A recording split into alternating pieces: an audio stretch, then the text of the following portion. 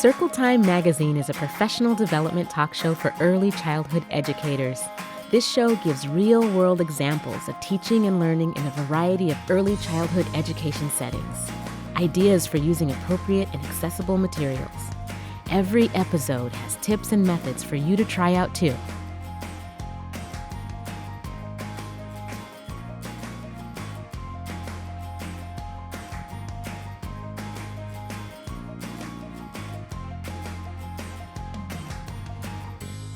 Hi, and welcome to Circle Time Magazine. I'm one of your hosts, Dawn Williams. And I'm Kristen Ainsley, and we are so happy you're here with us today for a Circle Time of our own. So in this episode, we're taking a look at the big picture of special education. We'll be talking about evaluation, referrals, IFSPs, and IEPs, and service delivery. We're also talking about how that system can feel disconnected and impersonal, and it's lots of planning and lots of meetings. Yeah, paperwork, right? Everything, right? I know it's easy to forget that at the center of this big system are children and families. Mm-hmm. So let's get our mind right, let's keep focused on who we're talking about, and check out this video.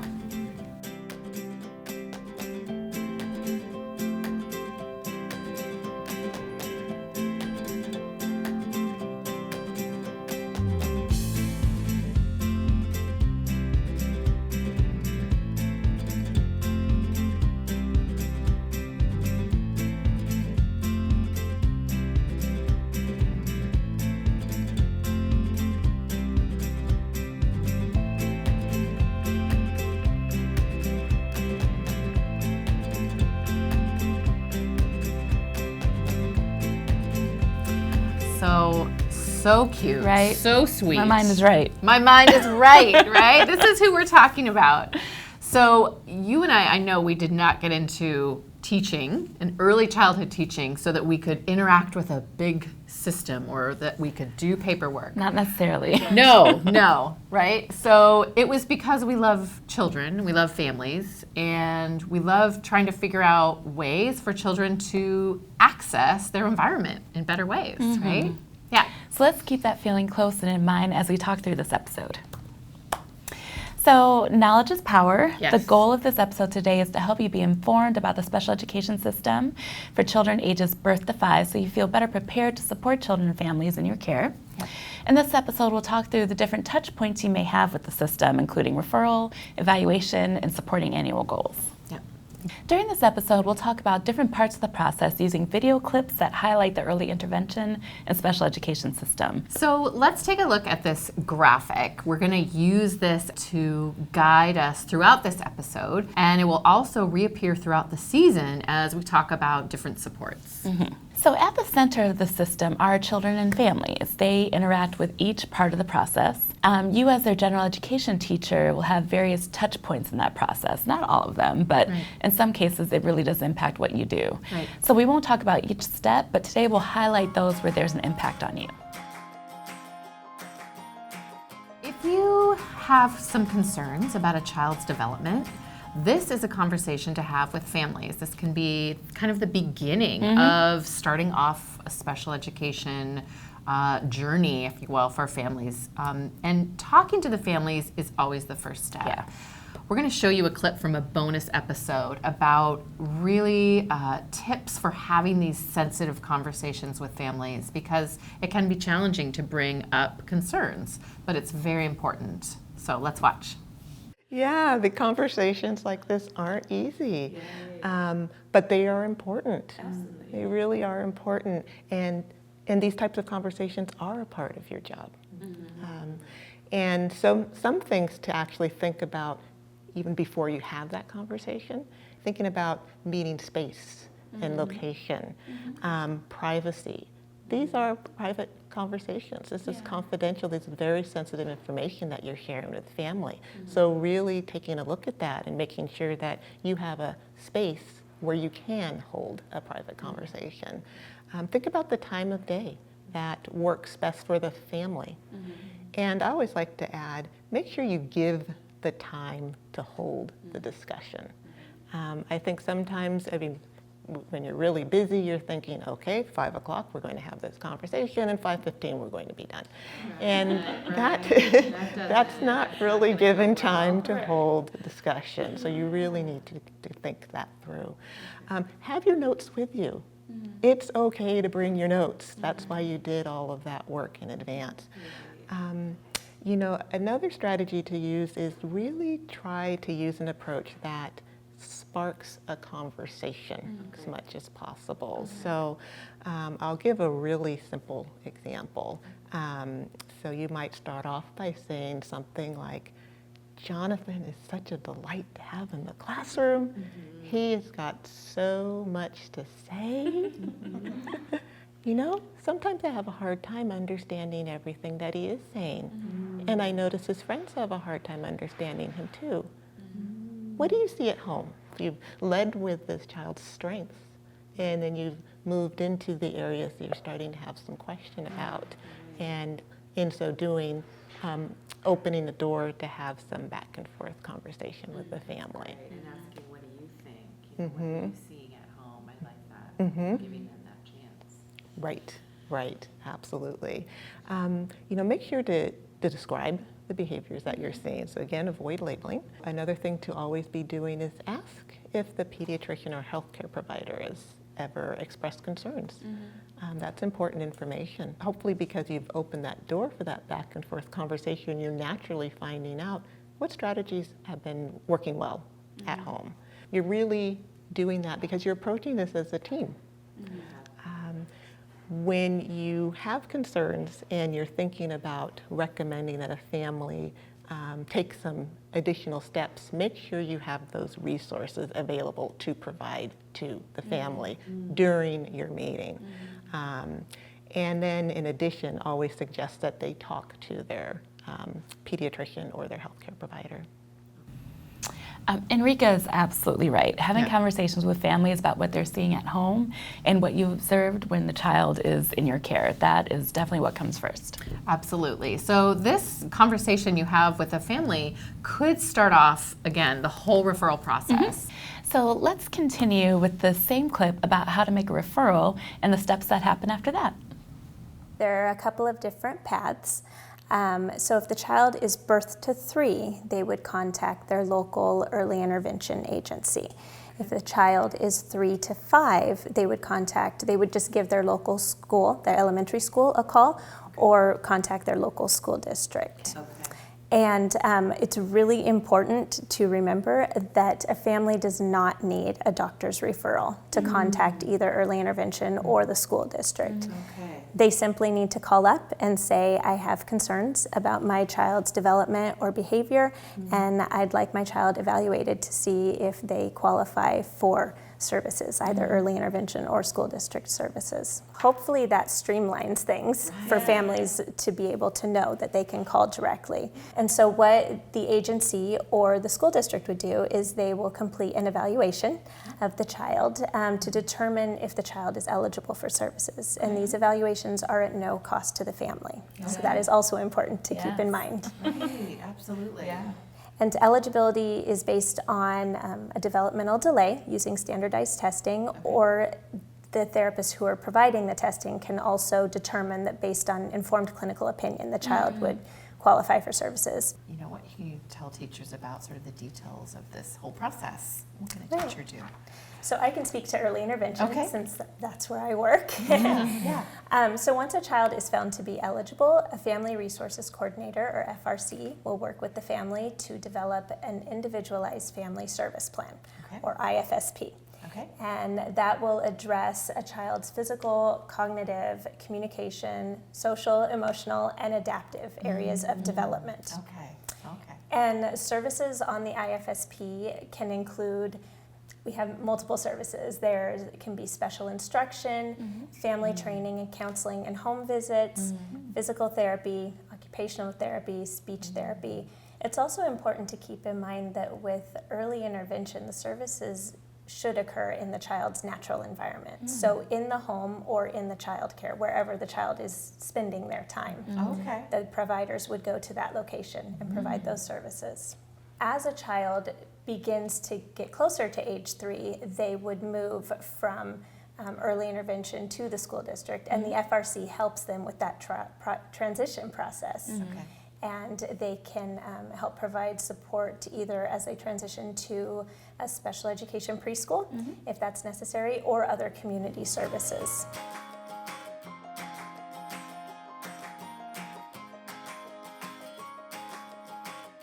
Okay, so after the family goes through the whole evaluation process and learns that yes, their child does in fact qualify to receive special education services, then we create, or the family and the team creates, the IFSP or an IEP. And this is another touch point in the special education system that you could be involved with. An IFSP stands for an Individualized Family Service Plan, and is put into place if a child qualifies for services from ages birth to 3. And an IEP is the Individualized Education Program, and it is put into place if a child qualifies for special education services from age 3 all the way up to 21. That's right. So the difference between these two documents is that an IFSP focuses on the child and family and the services that a family needs to help them enhance the development of the child. The IEP focuses more on the educational needs of a child, going forward in school, preschool, and on up in different grades. IFSPs and IEPs are legal documents that map out a year-long service delivery plan for a child. These documents are created by a team which is made up of people relevant to the child's service plan, including the family, special education teacher, motor or speech therapists, administrators, and anyone else who the family would like to join the team, including you as the general education teacher. So during these meetings, the IEP team will discuss many things, starting with how the child is currently able to access their learning environment. This is called the child's present levels of performance.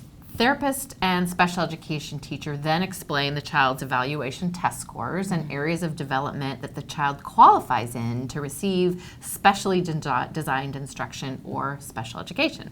From these areas, the team creates the child's year-long learning plan, which is made up of goals and objectives or benchmarks to be worked on in their education setting or natural environment by the special education teacher or related therapist.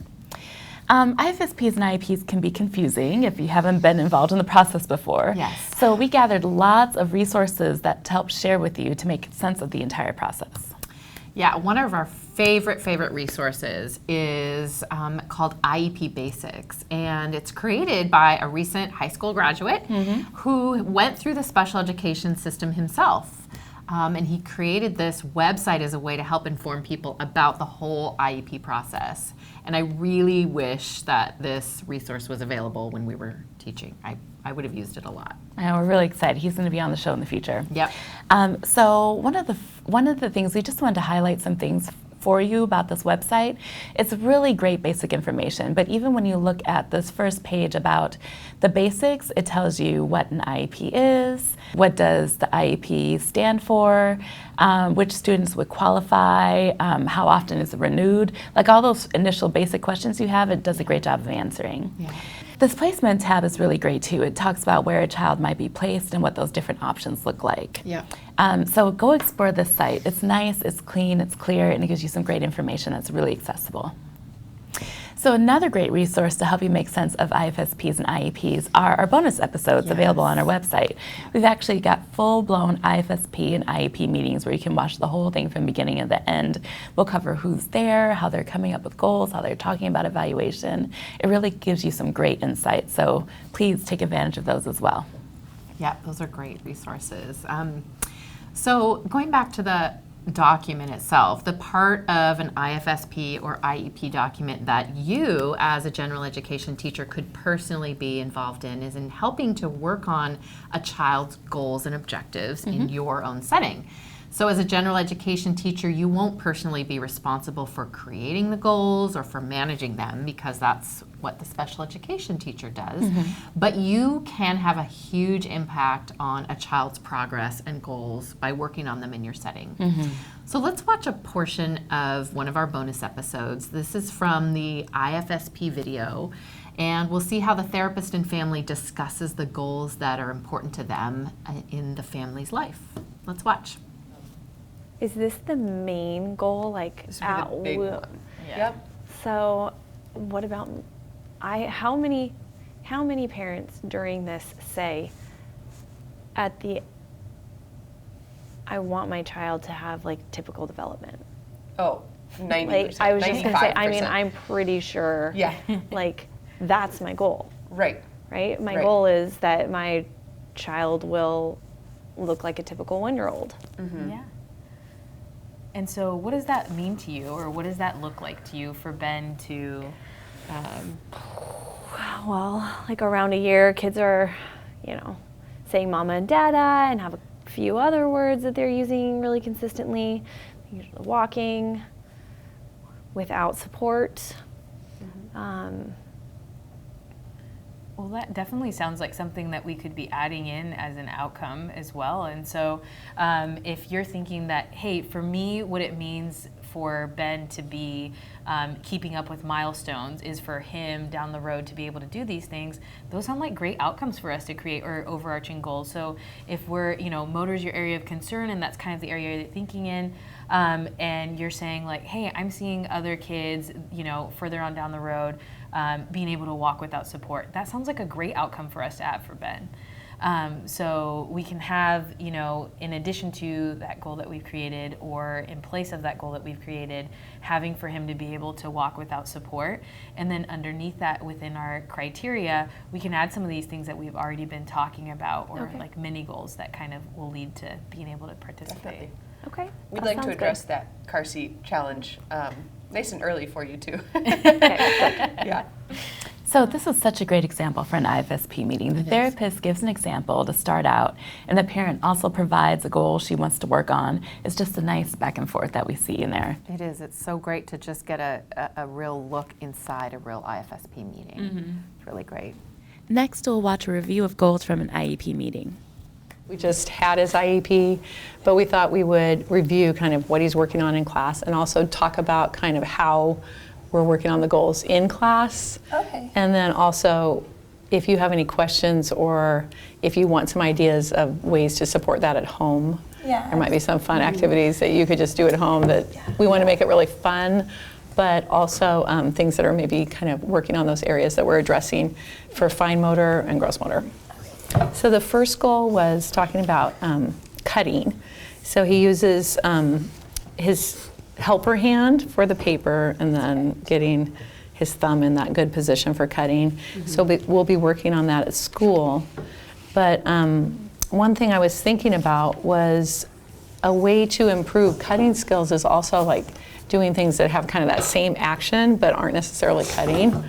So you could do like tongs. Yeah. Squirt bottles? Squirt bottles. Oh, he loves excellent. He loves squirt bottles. And he loves cleaning, so he could squirt and then clean. So that would be great on a mirror or a window, something like that. Or he could use tongs to pick things up.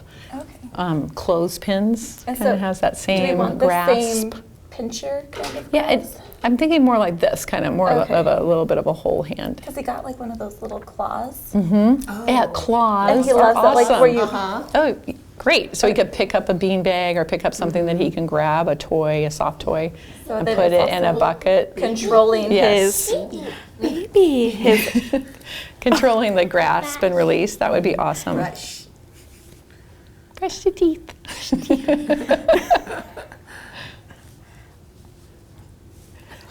So that's kind of what we're doing, and that's similar to what we're doing in school too, is trying to just really work on those different grasp patterns that will also improve his hand strength and that kind of coordinated action. And you can tell that it's maybe for an older child here, because they're talking about strengthening the child's grasp for maybe more academic tasks such as cutting or writing. Yeah. And the therapist has some ideas for how this mom can work on hand strengthening at home. And then the mom then in turn has an idea of maybe some toys or things that they have at home that can really support this child in working on his hand grasp. Yeah. I like both of these examples because in the IFSP and IEP meetings, you're supposed to take the family's needs and desires for their child's education into account. Yep. Best practices for these meetings is making sure the family knows that they are the most important expert in the child's life.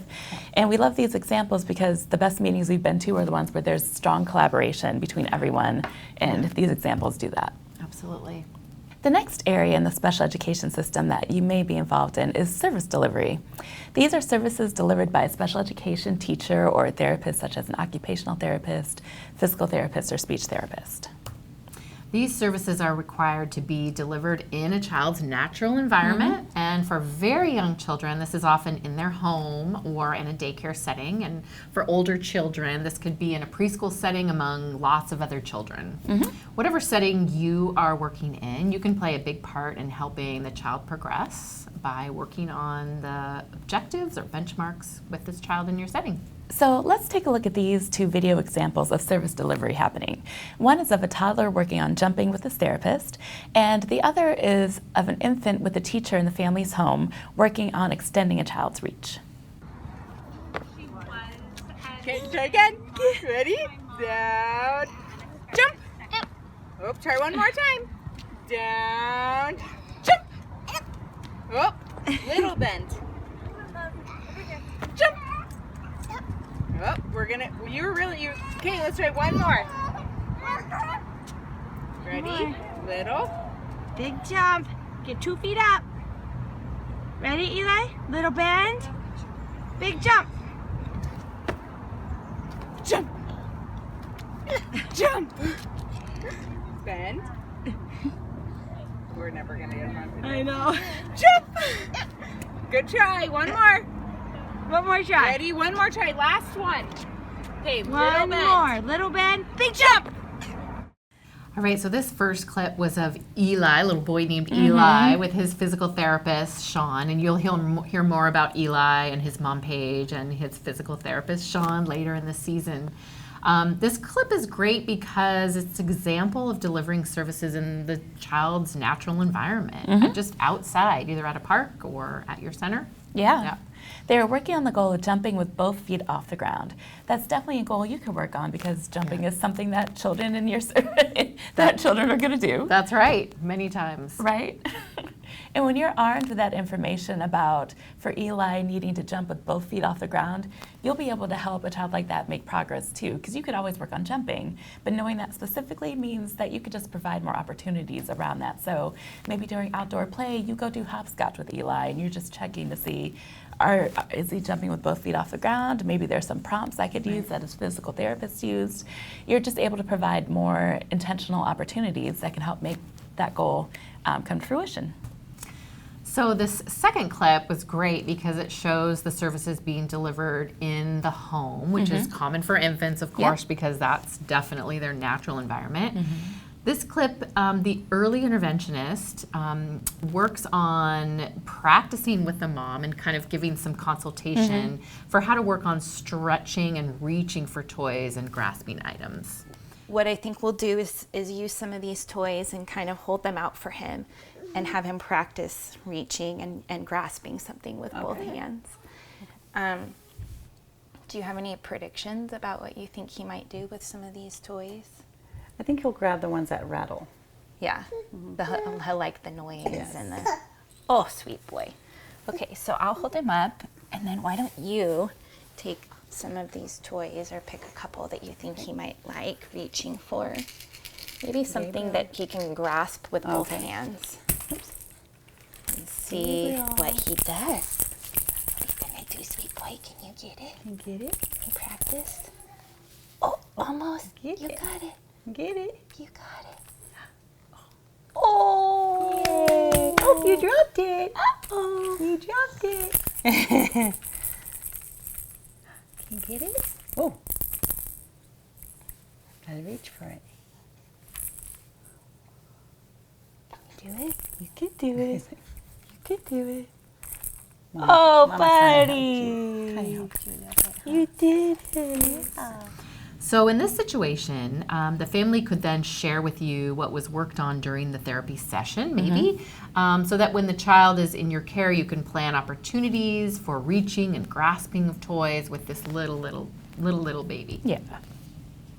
So in this next clip, you'll see planning between teachers and therapists. We really like this example because it's such a good example of inclusion. Yeah, it is. The whole class will be doing activities in the gym, so the teachers and the therapists plan for how to work on the child's goals within an activity that's happening for everyone.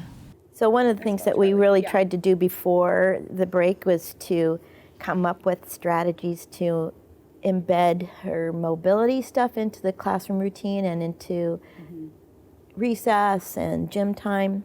So I think we just need to be constantly reassessing and tweaking things as we move along. So I think it's really important that we stay open on that. Yeah. What are some things that we can do better? How can we embed some of those strategies? Right, so the kids are engaging with her. Work more on her trunk control. Okay. And what some of the strategies you can employ are to give her a variety of sitting positions. So that's the floor sitting, crisscross.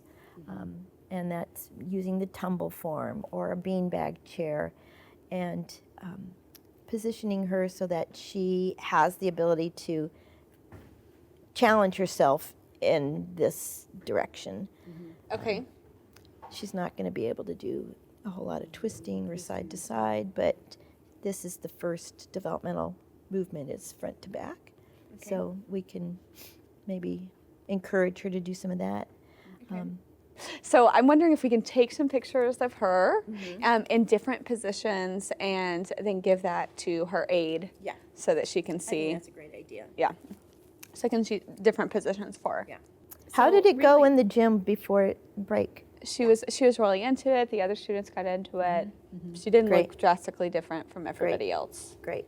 So I want to pause for a second and point out that we really liked what teacher Whitney just said, that she's participating in this activity just like everyone else. Right, and this is also such a great activity to help these children play together who may have a difficult time interacting because of this child's physical needs. Yes, here the teachers planned a cooperative activity that also helps work on her trunk stability. What are some things we could do with that ball activity? So that's the only one that's really hard for her. So one game we did play last year was that she was sitting here and another student was sitting here, and they had their legs splayed out so that they were actually touching. Okay. And then that way the ball was trapped.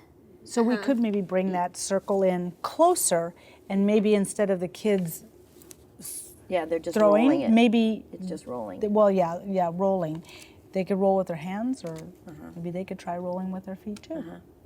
So that it's like an equal playing field for all of them. Right. So instead of using your hands for this activity, you're going to... Here's another great moment from these teachers. We love what teacher Rebecca just said about creating an equal playing field. Right. She makes a point of saying that the children could participate with either using their hands or their feet to roll the ball. When a teacher plans activities where everyone can participate in different ways, that's inclusion. Have you seen her jump yet? I have. I've seen both of her feet leave the ground. Okay. But it's not very high, but right. Okay. She does it. She's tried, and she's not scared of jumping. She's willing to try it. Okay. So, yeah.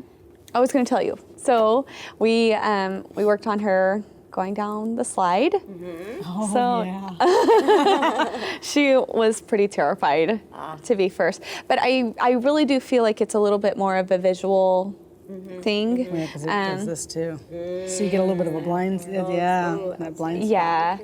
Anyway, all that to say, she did really well. Great. The second time when she came down, she got off and she's like, and she just started to clap and her face lit up, and I was like, okay, whew. Good. So it's really a matter of increasing the exposure and keeping up with it. So that yes. Okay. Good. Yeah, for sure.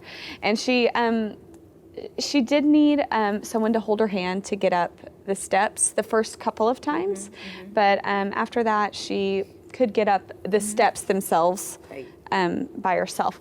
She was still a little weary of going down without someone. At first she wanted someone at the top and at the bottom, but she eventually was able to do it with just someone at the top. Okay. So. Great. Well, one of the things that might be useful for when she's descending the stairs is to use the verbiage of first hand, then feet, first hand, then feet, because then she knows she's got a stable structure to hold on to. And that's how we normally go downstairs, but sometimes kids just kind of forget to use their arms. So first hands, then feet, first hands, then feet. That's helpful. Is a nice kind of a metronome for pacing and for repetitive activity. Okay. So these are examples of services being delivered within the context of activities that you do all the time in preschool. Embedding children's IFSP and IEP goals into play is where the magic happens. You've got this. You are an important part of service delivery, and the collaboration you have with special education teachers and therapists are key to helping a child make progress. We hope that these clips of service delivery and collaboration are helpful to understanding how the special education system works and how important it is that everyone shares information. Because at the end of the day, everyone is working together to support who really matters, the children and families. Finally, the last area you want to highlight is the importance of advocacy in special education. Families have rights in this process, and it's important for them to know about their rights. There are great resources and organizations in every state to help a family become more informed about that. There are parent training information centers.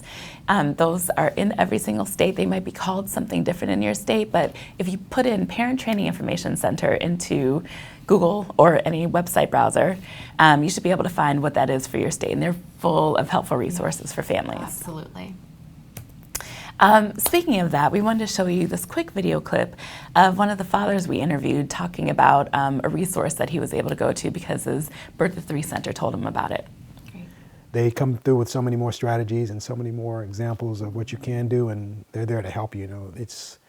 And then as far as that, they reach out in the community as well. So I attended a Fathers Network, a Washington State Fathers Network for children with all disabilities. And it was just a group of men, it was probably like 50, 60 men it was a one-day conference, and Sorensen, they sort of advertised it. So, and it was great just to go and sit with the men and talk about how they get through their days and the challenges from severe disabilities, strategies for home care, after they get out of school, for getting them into college. It was great to hear all these stories of things you wouldn't think would happen, like children with abilities who are graduating from college, who are on their own, who have houses and they're self-sufficient, and the fathers who are doing this and just teaching other men how to do that. And just a support system. They have every couple weeks they get together at the pump house, so they do that as well. So regionally within the Seattle area, they have different regions, Bellevue, Linwood, and you can meet up with the dads and hang out and just let off steam if you have to. So that was such a great video. I love that he talks about the opportunities for parents to connect with each other and share resources. Yeah. It's great. Yeah, it's another source of their own professional development. Right, absolutely. It's just so important for parents to connect. Yeah. And speaking of, there's also lots of resources for your own professional development around supporting children with special needs. So the Division of Early Childhood, they have a position statement on what inclusion is and are just a foundational source of information on how to support children with special needs. Yep. Head Start Center for Inclusion is a great website that has so much information that you can just download, look at, use how you want.